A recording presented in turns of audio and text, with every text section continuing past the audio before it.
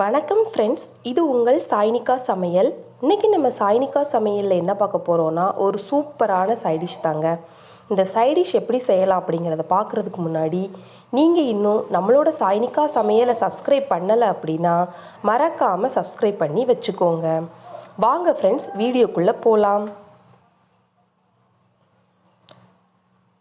நான் இப்போது இந்த ரெசிபி செய்கிறதுக்காக அடுப்பில் ஒரு கடாய் வச்சுருக்கேங்க. அதில் 2 டேபிள் ஸ்பூன் ஆயில் சேர்த்துருக்குறேன். ஆயில் நல்லா ஹீட் ஆனதும் ஒரு அரை ஸ்பூன் கடுகு சேர்த்துக்கலாம். கடுகு நல்லா பொரிஞ்சதும் ஒரு 1.5 ஸ்பூன் அளவுக்கு கடலைப்பருப்பு சேர்த்துக்கலாங்க. கடலைப்பருப்பு சேர்த்து நம்ம இந்த ரெசிபி செய்யும்போது ரொம்பவே அருமையாக இருக்குங்க. இப்போது இது எல்லாம் நல்லா பொரிஞ்சிருச்சு. இந்த டைமில் 3 வரமிளகாயை இந்த மாதிரி கிள்ளி வச்சுருக்கேங்க. அதையும் நம்ம சேர்த்துட்டு நல்லா கலந்து விட்டுடலாம். கூடவே ஒரு கொத்து கருவேப்பிலையும் சேர்த்துக்கலாங்க. இப்போ ஒரு கைப்பிடி அளவுக்கு நறுக்கின வெங்காயம் சேர்த்துருக்கேங்க. சேர்த்துட்டு அதையும் நம்ம நல்லா கலந்து விட்டுடலாம். பாருங்கள், இப்போ எல்லாத்தையும் நம்ம நல்லா கலந்து விட்டாச்சு. இந்த டைமில் நம்ம கட் பண்ணி வச்சுருக்கிற புடலங்காயை இதில் சேர்த்துடலாம். புடலங்காயை தோல் சீவிட்டு இந்த மாதிரி குட்டி குட்டி பீஸாக நான் கட் பண்ணி வச்சுருக்கேங்க. இப்போது நம்ம கட் பண்ணி வச்சுருக்கிற எல்லா புடலங்காயும் இதில் சேர்த்துட்டு நல்லா கலந்து விட்டுடலாம். தேவைக்கேற்ப உப்பு சேர்த்துக்கலாங்க. சேர்த்துட்டு நம்ம நல்லா கலந்து விட்டுடலாம். பாருங்கள், நல்லா கலந்து விட்டாச்சு. ஒரு அரை டம்ளருக்கும் குறைவாக நம்ம இதில் தண்ணி சேர்த்துடலாங்க. தண்ணி சேர்த்துட்டு நல்லா ஒரு டைம் நம்ம கலந்து விட்டுடலாம். இப்போது இதை ஒரு மூடி போட்டு நம்ம வேக வச்சிடலாங்க. ஒரு 7 நிமிஷம் கழித்து ஓப்பன் பண்ணி பார்க்கலாம். பாருங்கள், புடலங்காய் ஓரளவுக்கு நல்லா வெந்து வந்துருச்சு. இந்த டைமில் கொஞ்சமாக மஞ்சள் தூள் சேர்த்துக்கலாம்.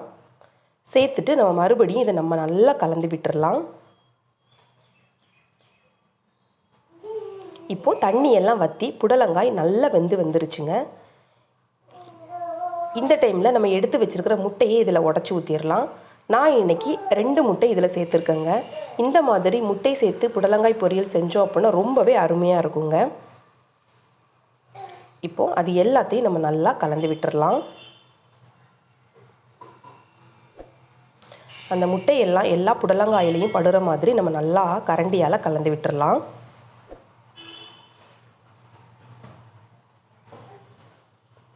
பாருங்கள், நல்லா கலந்து விட்டாச்சு. இப்போது இந்த முட்டை நல்லா வேகணுங்க. இதை ஒரு 2 நிமிஷம் நம்ம மூடி போட்டு வேக வச்சிடலாம். பாருங்கள், இப்போ முட்டையெல்லாம் நல்லா வெந்து வந்துருச்சு. நம்ம இதை நல்லா ஒரு டைம் மறுபடியும் கலந்து விட்டுடலாம். அவ்வளோதான் ஃப்ரெண்ட்ஸ், நம்மளுடைய சுவையான முட்டை புடலங்காய் பொரியல் ரொம்பவே சூப்பராக ரெடி ஆயிருச்சு.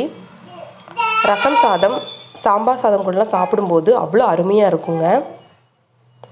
பாருங்கள், எவ்வளோ கலர்ஃபுல்லாக ரெடி ஆயிருச்சு அப்படின்னு.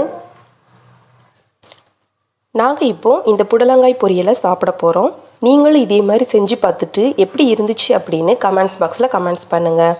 மறக்காமல் நம்மளோட சாய்னிகா சமையலை சப்ஸ்கிரைப் பண்ணுங்கள்.